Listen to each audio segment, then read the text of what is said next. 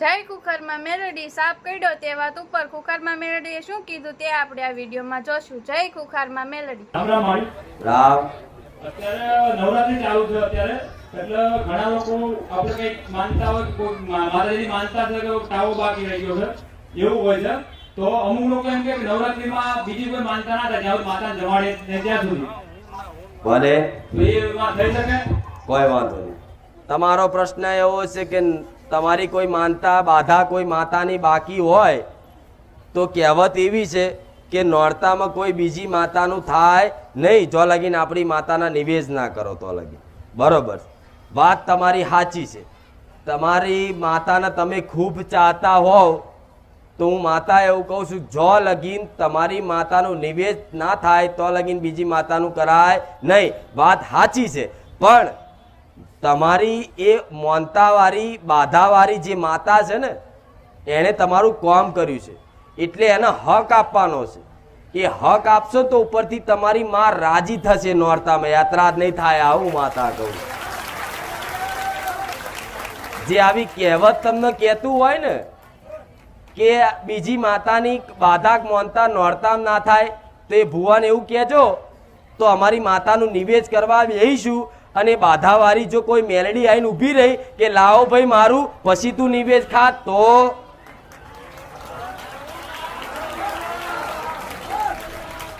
જો કહું જેમ કે નિવેદ કે તમે ઘેર પૈસા ગણવા જો વાત કહું હો ભરજો સમજણ પડે એવી વાત.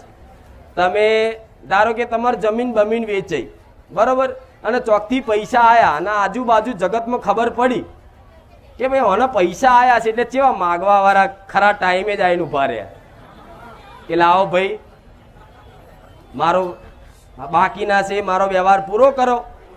તો તમે શું કરો? મજબૂર થઈને કહો હા લે ભાઈ, કાંઈ એમ કહો ભાઈ હમણાં ગણી લેવા દે, અમને હજુ ગણવા તો દે પછી તને ના લઈએ છે. પણ એ ખરા ટાઈમે જ ઊભો રહે ને આવીને.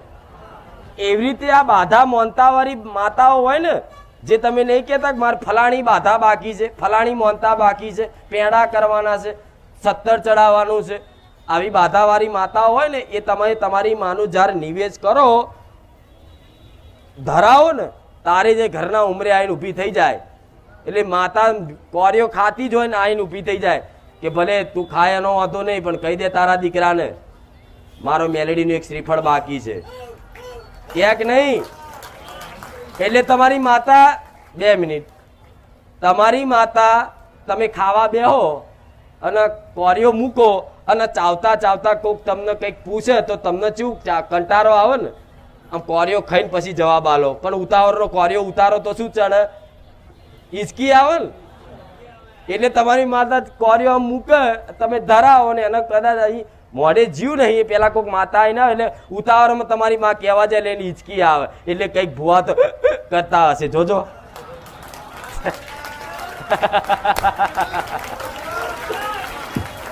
એટલે ખાસ એ પ્રશ્ન પર બીજું એક જવાબ આપી દઉં કે તમારી કોઈ બાધા મોનતાવાળી કોઈ માતા ભગવાન હોય તો તમારી માનું નિવેદ કરો ને જ્યારે તારે 5 અગરબત્તી બહાર કરવાની ને એવી કહેવાનું કે કોઈ બાધા મોનતાવાળી કોઈ માતા ભગવાન હોય તો અમારી માનું નિવેદ થઈ જવા દો. તમારો હકનું છે ને એ અમે આવતા વર્ષ સુધી અમે પૂરું કરીએ. ખાલી આટલું વચન આલશો ને એ માતાઓ ઉઘરાણીએ નહીં આવો. અને અમે કદાચ કોઈ મેરડી હોય તો તમારી માતાને સીધો મઢ પકડે, સીધી મઢમાં આવે લા યાર તારા દીકરાએ મારા જોડે કામ કરાવ્યું છે, ત્યાં તને જોર નહીં આવ્યું મને મેરડીને જોર આવ્યું છે, ત્યાં તો સાંભળ્યું નહીં તારા દીકરાનું મેં સાંભળ્યું છે, કહી દે મારું શ્રીફળ આપી દે, મારી ચૂંદડી આપી દે, નકર તને જમવા નહીં દઉં. એટલે દેવ દેવનો ઝઘડો થાય. એટલે આટલું ધ્યાન રાખજો. હો રામ રામ. રામ રામ ભાઈ. રામ.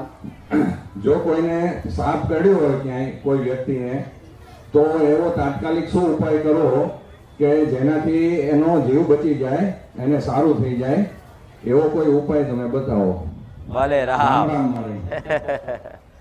સાપ કરડ્યો હોય તો તાત્કાલિક શું કરવું કે એનો જીવ બચી જાય? હા માળી. તો જો સાપ કરડ્યો હોય ને તાત્કાલિક તો પહેલા તો નજીકની હોસ્પિટલે લઈને જવાય. હા માં. પણ માં. હા માં. શરીર કરડ્યો સાપ એટલે એક સાપ કરડેલા વ્યક્તિને તમે હોસ્પિટલ લઈ જાઓ અને લઈ જતા જેને તમે દિલથી માનતા હોય, જેમ કે હું એક મેલડી છું, સોલંકી પીઢીની ખુખાર મેલડી છું, તમે મને દિલથી માનો છો તો મને દિલથી પ્રાર્થના કરો કે માં આનું ઝેર ચડવા ના દેતી, અમે આના દવાખાને લઈ જઈએ છીએ તો સુધી ના ચડવા દઉં.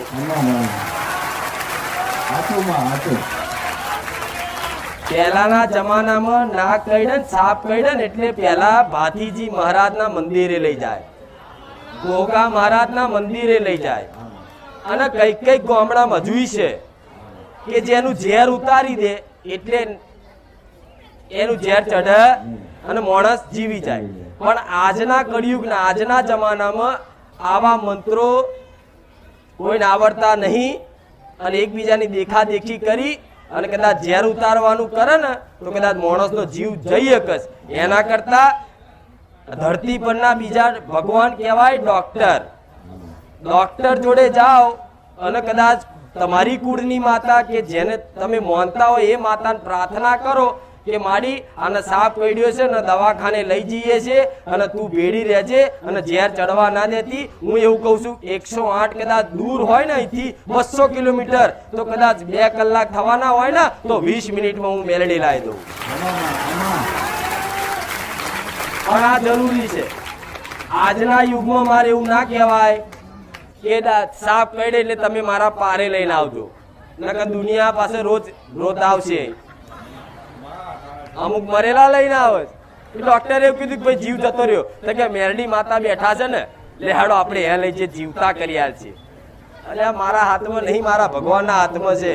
પણ કોઈ મારો ભક્ત હોય અને એનું મન ખૂબ દુખાય તો હું બચાવી લઉં, બચાવું છું ને, અને જોયું જ છે.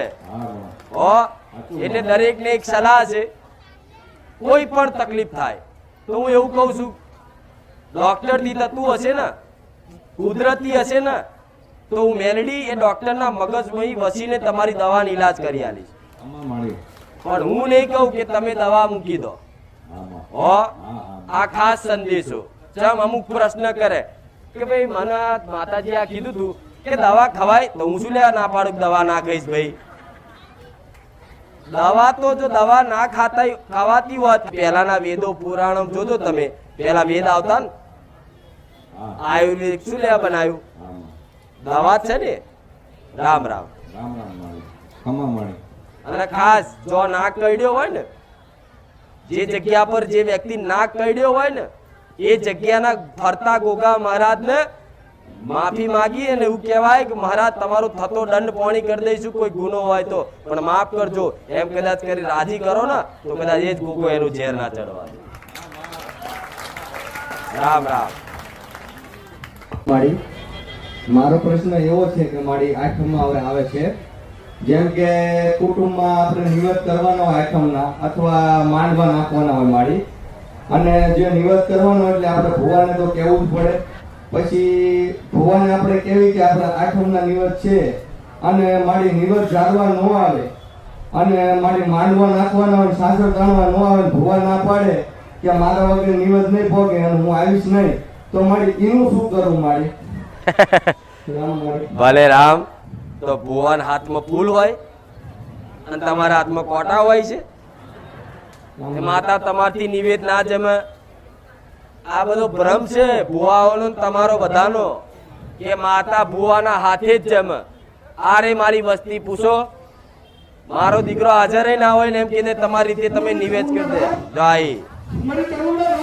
રામ.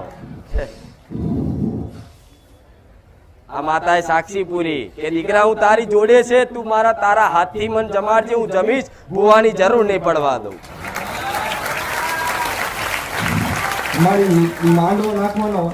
માંડવો નાખવાનો હોય, ચાચર ખેંચવાની હોય અને કદાચ ભૂવો ના આવે તો, પણ હું એવું કઉ છું માંડવો નાખવાનો શું કામ?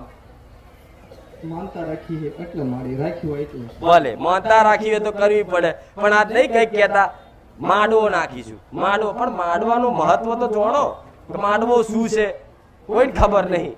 બસ કે માંડવો માતા માગે, તો માતા માંડવો ચારે માગે જ્યારે એની વસ્તી છે ને વિખૂટી પડી જઈ હોય ને તારે માતા વસ્તીને ભેગા કરવા માંગતી હોય. એટલે કોઈ માતા એવું કે ભાઈ મારો માંડવો નાખજો, એટલે એ બોને વસ્તી ભેગી તો બે સમજ્યા? આ તમારા મગજમાં માંડવાનું છે, તમારી માં ઉજાડે કે વસ્તી જુદી છે ને એટલે મારે માંડવો કરી ભેગી કરવી છે, એટલે માતા મોડવો માગે. પણ કોઈ ભૂવો ના આવે તો મોડવો થઈ શકે, પણ ભૂવાનો વિરોધ કરવો એને પ્રેમથી મોને તો લગી પ્રેમથી મનાવાય. અને હું એવું કહું છું, ભૂવો ના વિરોધ કરતો હોય કોઈ દેવ હોય, તમારી માતાને પ્રાર્થના કરીને મને માતાને પ્રાર્થના કરાય કે માં આ મારા ભુવાના મગજમાં વસી કયું દેવ આનો વિરોધ કરાવે છે, તું બતાવી દે, એનો વ્યવહાર કરવા તૈયાર છું. જો સપને ના આવું તો મેરડી મટી ગઈ. ભુવાન બાપની શું તાકાત છે કે માતા વિરુદ્ધ બોલી શકે? ના બોલી શકે.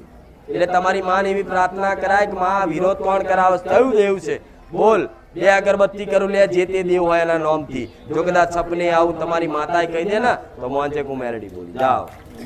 મારી એક બીજો પ્રશ્ન છે, જેમ કે પહેલા તો મારી સાનિધ્યમાં ન આવતા એ પહેલા તો મારી ભુવા ને એવું બધું બધાએ બહુ કર્યું હોય, દાણા ને એવું. પછી જેમ કે કંઈક દુઃખ પડી ગયું હોય શરીરનું કે કોઈ બી, પછી માથેથી 11 રૂપિયા કે 51 રૂપિયા મારી કંઈક મૂળો તરીકે ઉતારે કે મટી જાય, પછી આનો વ્યવહાર કરશું. પછી મારી તારા સાનિધ્યમાં આવ્યા હોય અને મારી બધું મટી જાય દુઃખ અને બધું હારાવાના થઈ જાય, તો જે 11 રૂપિયા કે 51 રૂપિયા બાંધ્યા હોય પછી એનું શું કરવું? ભલે મારા પેલા કોઈ બીજી જગ્યાએ ભુવા જોડે ગયા હોય અને ભુવાએ 21 રૂપિયા 11 રૂપિયા કોઈ મૂળો જોડો બંધાયો હોય અને એનાથી સારું ના થયું હોય, મારા સાનિધ્યમાં આયા પછી તમારું બધું સારું થઈ ગયું, તો એનું શું કરવું? એવું જ ને? હા, તો એનું શું કરાય? 11 રૂપિયા હોય ને તો 11 ના બીજો 111 કરી અને કૂતરાના બિસ્કિટ ખવડાવી દો. જે માતાના નામથી ભુવાએ કરાવડાયા છે ને એ માતાને પહોંચાડી આલીશું. માતા જાઓ. એના પધરાઈએ તો ગુનો લાગે ને, એને પધરાવાની જરૂર.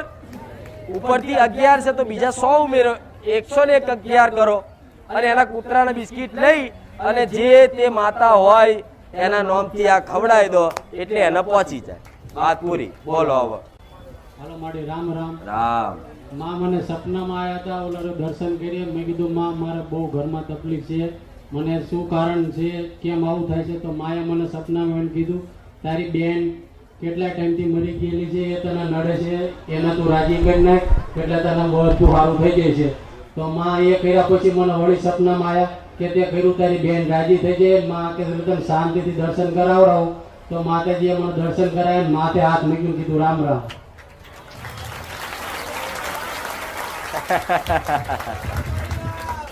આવા વિચાર કરો.